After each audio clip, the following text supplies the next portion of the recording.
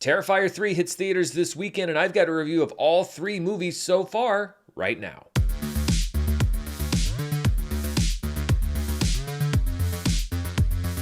Hello everybody, I'm Dan Murrell here with my review of not just this weekend's Terrifier 3, but also the first two films in the Terrifier franchise, which I had not seen at all prior to watching them for this review. I covered Terrifier 2 on Charts with Dan because it was a really interesting box office story, and so when this third one was coming out, I decided to give all three a watch. And the success of this franchise is really interesting. The first Terrifier had a very limited theatrical release, but gained a cult following. Terrifier 2 had an initial one-weekend release that saw the theater count grow and the box office grow as it stayed in theaters for a number of weeks. And Terrifier 3 may very well be the #1 movie at the box office this weekend. It's the kind of organic growth and success that we don't see a whole lot at the modern day box office. And when you combine that with the fact that they haven't really blown up the budget that much as the franchise has gotten more and more successful, this is the kind of thing from a business perspective that any studio out there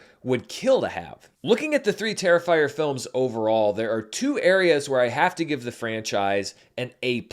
And the first is horror iconography. The star of the franchise is the homicidal Art the Clown, a supernatural killer played by David Howard Thornton. Art is completely mute, but Thornton injects him with the spirit of Buster Keaton or Mr. Bean. He draws more laughs in each successive movie with his sarcastic, exaggerated body language and facial reactions, and it's a great physical performance. Art's design is also great, striking but still somewhat familiar, using what's worked in other movies but not coming off as derivative. Art is kind of the perfect horror movie icon. He catches your eye, he looks great on a movie poster, he's both hilarious and terrifying. It's no surprise that Art has been the most memorable part of this franchise, and I'm sure it's probably no accident either. The other A+ part of this franchise is the special effects makeup, the blood and gore, most of which I can't even show you on this video if I want to keep it monetized. The special effects makeup is done by Damien, Leone, who's also the writer and director of these movies, and this is A-level stuff. This is Greg Nicotero, Tom Savini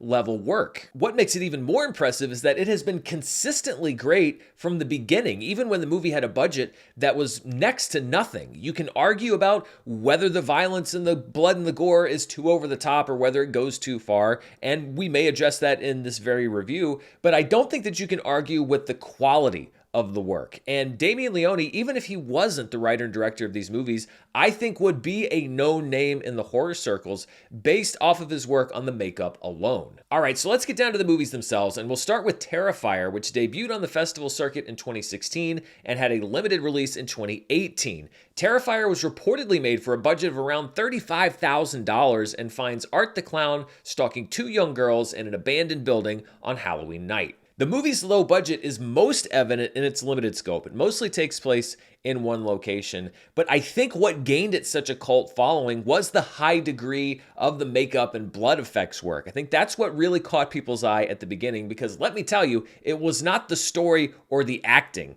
in the first Terrifier film. Without Art and the blood effects, I don't know if Terrifier would have broken through, because plot-wise, it's pretty standard stuff, and it feels like it belongs in the Hostel era of the early to mid-2000s with its muddy, grungy, brown look. Despite the movie being under 90 minutes long, I got somewhat restless because it just doesn't offer much beyond blood and its memorable killer. Now, Siskel and Ebert, who were sort of my portal to film criticism, used to rail back in the 1980s during the heyday of franchises like Friday the 13th against slasher films. They thought they were destructive towards young people. They didn't like the way that the movies treated their characters, particularly the women in those films. And to be honest, I always thought that they were somewhat square in that regard. I can and I do admire their work, but I can also admit that sometimes they were a little out of step with the times.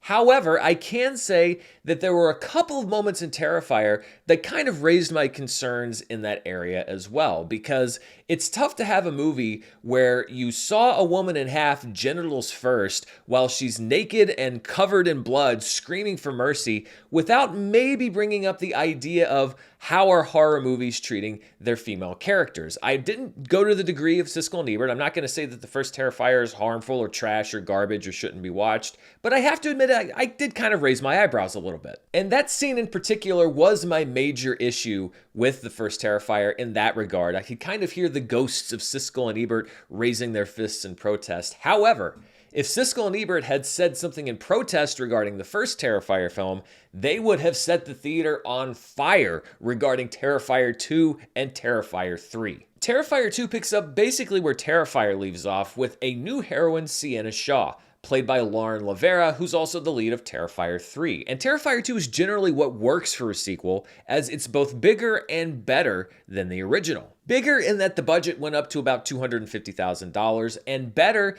in that the movie was actually able to deliver a protagonist that was well written, well acted, and that I actually cared about. In the second film, Art mostly stalks Sienna and her family and friends, including her younger brother Jonathan, and with the expanded budget, we get much bloodier deaths and more of them, including a brutal scene, I can't even show you a still frame from this one, involving one of Sienna's friends getting mercilessly hacked and slashed to death in her bedroom. Now, the violence in these movies is unavoidable. I would say next to Art the Clown, the violence is probably what sells the most tickets for this franchise, and that really goes across all of the horror genre, and especially the slasher genre. There is an element of sadism that is present in all of them, because we are buying tickets to watch a group of characters, usually teenagers or college-aged kids, get hacked and slashed to death. And so it's really up to each audience member individually to decide for themselves how much is too much. Now, I'm generally not squeamish when it comes to on-screen violence, but for me,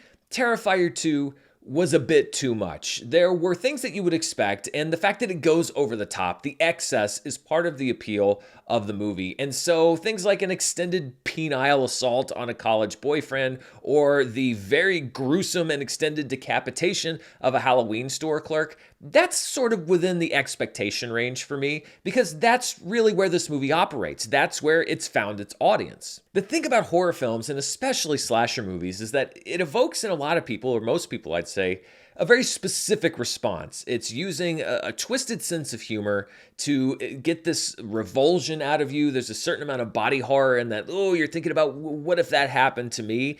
And you do want to push the envelope, because when you have a knife or a sharp object, there's only so many different ways that you can kill a person. But I didn't find much humor or thrill in watching things like a 12-year-old boy mutilated and whipped repeatedly with a razor-sharp whip, nor was I shocked in a good way by things like stuffing mashed potatoes into the face of a character whose head had been turned into hamburger by a shotgun. There were choices that were made that for me transcended the usual sadistic violence that you would expect in a movie like this, and went into an area that was much more, let's say, unpleasant. And so when I say that Terrifier 2 was too extreme for me, I'm not saying it in a somebody think of the children way.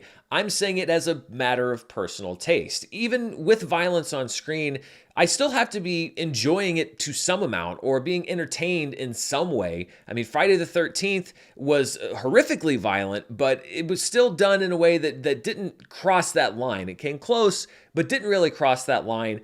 And Terrifier 2 did cross that line for me in a few different areas. So it's a movie that I doubt that I'll ever watch again. But it was also one that I can completely understand that audiences responded to, because especially for the hardcore horror fans, I mean, this one just goes hard. And it doesn't stop. Terrifier 2 was really saved for me by Lauren Lavera, who's quite good as Sienna. She's a memorable final girl, if you want to go into the horror tropes, in the best tradition of slasher films. And she's generally good in the role, far better than you'd expect for a horror movie of this budget, or any budget, honestly. As with the first film, I was somewhat concerned with how Terrifier 2 treated its female characters, because they did seem to be subjected to longer, more vicious, and more brutal deaths than their male counterparts. But I'm also not going to sit here and throw labels at a movie, because I don't know Damien Leone. I don't know his worldview. I don't know what his intentions were. And he made a movie that has a very strong and well-written female protagonist. So I'm not going to sit here and say, oh, this movie's misogynist or whatever else some people might have thrown at Terrifier 2. What I am going to say is that if somebody wanted to sit back and throw those labels at the movie, there is plenty of evidence that you could point to that could support that argument. I'm not saying it's a right argument or a wrong argument, but the evidence is there. One of the main things that worked against Terrifier 2 for me was its length. It's about 2 hours and 15 minutes long, and I thought it overstayed its welcome, especially because I was somebody who was getting tired of the relentless and at times, in my opinion, gratuitous blood and gore. But it connected with audiences and did exceptional business at the box office, which of course leads us inevitably to Terrifier 3, which opens this weekend. Terrifier 3 is set at Christmas as Sienna reunites with family just in time for Art to return for another murderous rampage, often dressed as jolly old Saint Nick. Once again, Terrifier 3 tries to set a franchise mark for blood and gore, and it's also, I think, the funniest of the three movies. Art is in top form in this film and firing on all cylinders. And honestly, he'd be funny if he didn't kill anybody, but he does kill a lot of people indiscriminately, and that was kind of a big issue for me. While the blood and the gore in the first two movies were a little too much for me, that's completely subjective. And as I mentioned, regarding how it treats various characters, I think that there is evidence on either side of that argument. But Terrifier 3 crossed a line that I really don't have any wiggle room for when it comes to, again, how I personally feel about films, and that's killing kids. Not teenagers, as we often see in movies like this, but small children. That's a red line for me, and it's one that's crossed early and often in Terrifier 3. Whether it's in real life or in the movies, stuff like that turns my stomach, and it happens more than once in the movie. One scene in particular I thought was completely superfluous and honestly offended me. And again, I'm not saying you should be offended, but it offended me on a personal level. Killing kids may get a reaction from the audience, and it did in the theater that I was in last night, but it soured me on the movie pretty early on. And I think part of it is just because I am a little bit older. I'm a little bit advanced in life. I have kids in my family that I love very much. And so stuff like that, I really just can't see anything past the horrific angle of it. And that's not how it's played. It's not played as a horrific event. It's played as yet another of the crazy antics of Art the Clown, the movie's funniest character who everybody loves. When you combine that with the issues I had with the other films, which are also present here, I actually almost walked out of Terrifier 3, not because I was completely offended, though I was in parts, but because I just felt like I'd seen enough. The movie had nothing new to show me. Every act of depravity and violence that you could possibly imagine had been done and then done again. And it just felt like, okay, there's nothing else to see here. Now, I did stick it out and stay until the end, but I think it may have been a mistake for me to watch for the first time Terrifier 2 and Terrifier 3 back to back. I went to a double feature at AMC. In retrospect, I would not have done that. I would have watched them separately. And if you haven't seen the movies and you're not quite sure what you're getting into, I also would not recommend watching really any of them back to back. These are movies that seek to evoke a reaction at literally any cost, but I was numb by the end of Terrifier 3, and the whole thing kind of began to feel like a geek show, just scene after scene of gruesome sadism until the audience is exhausted. Some people love that.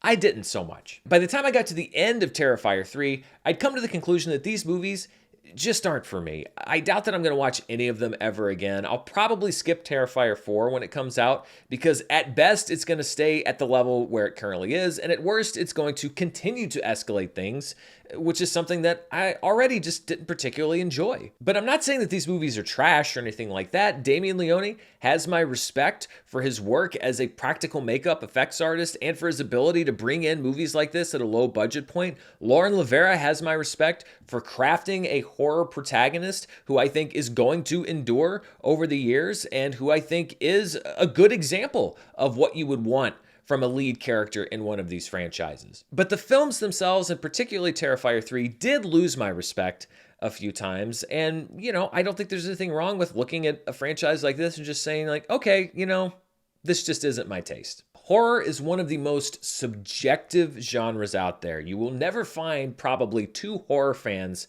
that like the same thing. So I'm happy that horror fans that are into movies like Terrifier now have ones that go as far as these movies go, because honestly, there aren't a whole lot of movies made that go as far as these movies go. But that also doesn't mean that I'm obligated to like it. I'm fine with watching other horror films. Art the Clown and Terrifier may be the new face of horror, but it's a face that, for me, I'm going to choose not to see again. So when we're looking at my personal ranking of all three Terrifier films, I'm going to put it as not a fan. I'm not going to be like Siskel and Ebert and say stay away. This is why I put not a fan as an option on my personal scale, because there are plenty of people out there that are fans of this film and are probably going to love Terrifier 3, especially if you already liked the first two. That's just a list that you won't see my name on. So those are my thoughts on the first three Terrifier movies. What do you think? Was it too extreme for you, or do you love all this blood? The more blood, the better. Let me know down in the comments below, and as always, stay tuned right here on the channel for more movie news, reviews, box office, and more. Until next time, stay safe, and I'll see you then. Bye.